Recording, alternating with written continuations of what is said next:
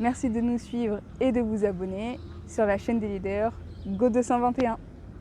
Activité dans les différents organes de presse pour mieux comprendre les données statistiques genre, c'est-à-dire des données désagrégées entre hommes et femmes, peut-être pour mieux aider à lutter contre les violences basées sur le genre, à contextualiser les données qui nous sont proposées, du moins, par surtout l'Agence nationale de la statistique et de la démographie, parce que des données brutes, des données qui ne sont pas comprises et analysées, peuvent créer d'autres problèmes que la déconstruction des stéréotypes.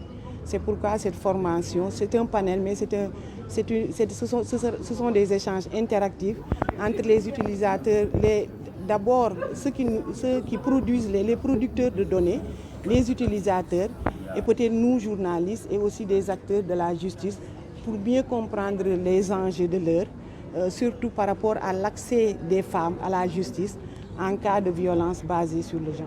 Quelles sont ces données-là? Est-ce qu'on peut avoir en termes de statistiques aujourd'hui par rapport à ces... Il faut rappeler que ces données sont produites depuis quelques années par l'ANSD. Peut-être ce sont des données qui prennent en compte la dimension genre, c'est-à-dire des données désagrégées hommes-femmes. On peut retrouver dans ces données peut-être le nombre de filles qui ont été peut-être abusées aussi sexuellement dans les régions, dans les communes et tout. Et des données qui sont aujourd'hui utilisées par aussi la direction de l'équité et de l'égalité genre pour un peu comprendre et peut-être mieux adresser ces problématiques de violence basées sur les genres en comprenant où elles se déroulent, peut-être les acteurs qui peuvent apporter des compléments d'information, qui peuvent expliquer ces dynamiques.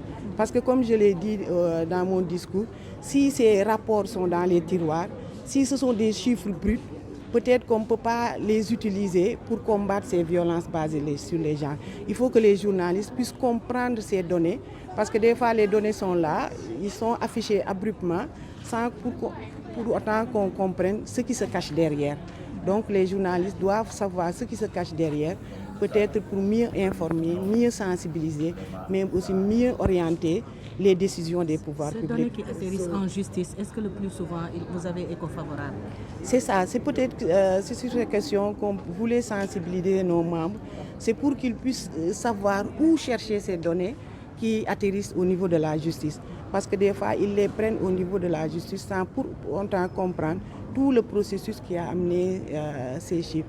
Donc ce sont des chiffres bruts qu'il faut comprendre, qu'il faut analyser, qu'il faut approcher les acteurs qui travaillent sur cela. Et je crois que la stratégie nationale de l'équité et de l'égalité genre travaille depuis 2 ans pour que ces statistiques genre soient accessibles, soient désagrégées pour une prise en compte des droits des femmes et des filles. Quels sont les pièges à éviter? Les pièges à éviter, c'est le sensationnalisme. Peut-être donner des chiffres juste pour créer le déclic. Peut-être ça peut être bien, mais des fois ça expose les victimes. On donne des chiffres bruts sans pour autant comprendre ce qu'il y a derrière. Donc il faut essayer de comprendre avant peut-être de mettre ces chiffres, avant peut-être de traiter ces données sans véritablement prendre les précautions nécessaires.